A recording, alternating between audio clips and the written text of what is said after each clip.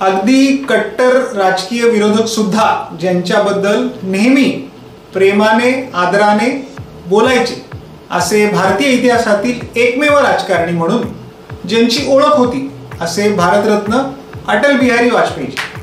स्वतंत्र भारताच्या इतिहासातील एक हळव्या मनाचा आणि शुद्ध चरित्र असलेला कवी, प्रखर आणि तेजस्वी वक्ता आणि देश प्रथम या एकमेव तत्वावर चालणारा राजनेता, हार्ट ऑफ गोल्ड आणि मॅन ऑफ स्टील असं चरित्र असलेल्या व्यक्तीचा चरित्रपट सादर करणारा अभिनेता सुद्धा मग हार्ट ऑफ गोल्डचा म्हणजेच तितकाच शुद्ध चरित्राचा हवा आणि त्या चित्रपटाचा दिग्दर्शक सुद्धा स्टील सारखा कणखर म्हणजेच मातब्बर हवा, बरोबर ना?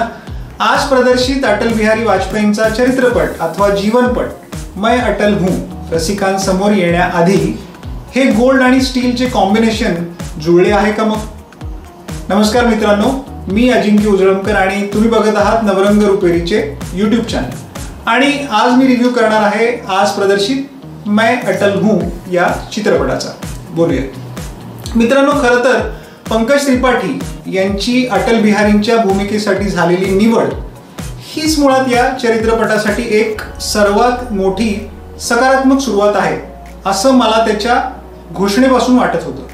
तुम्हालाही नक्कीच वाटत असणार। अभिनयातील सहजता, कुठल्याही भूमिकेत अलगद शिरण्याची लवचिकता आणि अत्यंत प्रगल्भ अशी अभिनय शैली हे पंकज त्रिपाठी यांची USP आहे। त्यात त्यांचे अटलजींसारखे दिसणे ही एक जमेची बाजू। असे असल्यावर इतर कुठल्या कलाकाराचा विचार न करता निर्माते मंडळींनी पंकज यांना फायनल करून पहिलं पाऊल योग्य दिशेने टाकलं। दुसरं महत्त्वाचं पाऊल म्हणजे रवी जाधव यांच्यासारखा तितकाच अनुभवी आणि प्रगल्भ दिग्दर्शक निवडणे।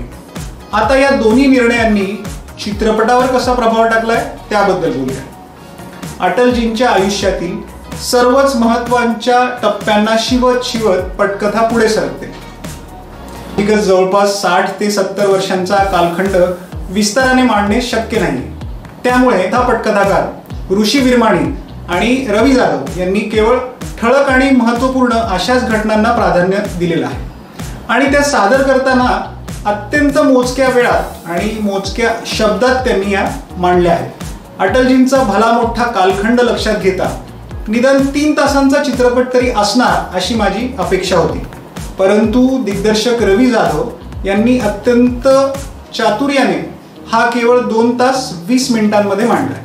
यामुळे बहुतांश प्रेक्षकांचे, खास करून जे अटलजींचे चाहते आहेत यांचं मन भरणार नाही आणि खूप घाईघाईत उरकला आहे अशी भावना सुद्धा त्यांच्यामध्ये निर्माण होऊ शकते। चित्रपटाचं डॉक्युमेंटरी स्टाईल प्रेझेंटेशन यामुळे सुद्धा काही प्रेक्षकांची निराशा होऊ शकते। पण आजचा तरुण प्रेक्षक वर्ग ज्याला अटलजी समजणं अत्यंत आवश्यक आहे त्यांच्यासाठी इतक्याच कमी लांबीचा चित्रपट असणं हा एक उत्तम निर्णय आहे असं मला वाटतं। बंटी नागी यांच्या क्रिस्पी एडिटिंगचे या ठिकाणी विशेष कौतुक करावं लागेल।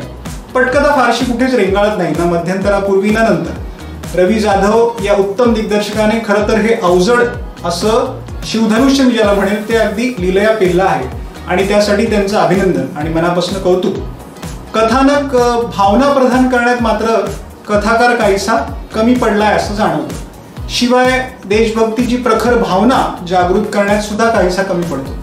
त्या दशकांना अनुसरून असे केलेले रेट्रो कलर टोन वापरून बॅकग्राऊंड म्युझिक या सर्व चित्रपटाच्या अत्यंत जमेच्या बाजू आहेत। शिवाय अटल बिहारी यांनी लिहिलेलं हिंदू तन-मन, मनोज मुंतशिर यांनी लिहिलेलं देश पहिले आणि कैलास खेर यांनी लिहिलेलं रामधून या गीतांना संगीत दिले सलीम सुलेमान, पायल देव, कैलाश खेर आणि अमित राज यांनी। हे संगीत अत्यंत श्रवणीय आहे।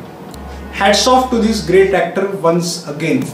आता या भूमिकेसाठी पंकज यांना नॅशनल अवॉर्ड्स आणि इतर किती अवॉर्ड्स मिळतात ते मोजायचे। मित्रांनो, असा आहे एकंदरीत मैं अटल हूं। त्रुटी नाही अशातला भाग नाही, पण एका दिग्गज अशा व्यक्तिमत्वाच्या आयुष्यातील महत्त्वाच्या अशा सर्वच घटनांवर अत्यंत कमी वेळात एक दृष्टिक्षेप टाकणारा एक स्तुत्य असा हा प्रयोग आहे असे मी म्हणेन। व्यावसायिकतेत म्हणजे कमर्शियलमध्ये भलेही हा चित्रपट कमी पडेल, बॉक्स ऑफिसवर भलेही हा सिनेमा मोठं यश मिळवू शकणार नाही आणि शकला जरी नाही तरी एक पंकज त्रिपाठी या एकमेव कारणामुळे हा सिनेमा कायम रसिकांच्या स्मरणात राहील। जरूर बघा. आउट ऑफ 5 मी या सिनेमाला 3.5 स्टार देईन. मित्रांनो, तुम्हाला आमचा मैं अटल हूचा रिव्ह्यू कसा वाटला आम्हाला नक्की सांगा आणि नवरंग रुपेरीच्या यूट्यूब चॅनलला सबस्क्राईब करा. धन्यवाद.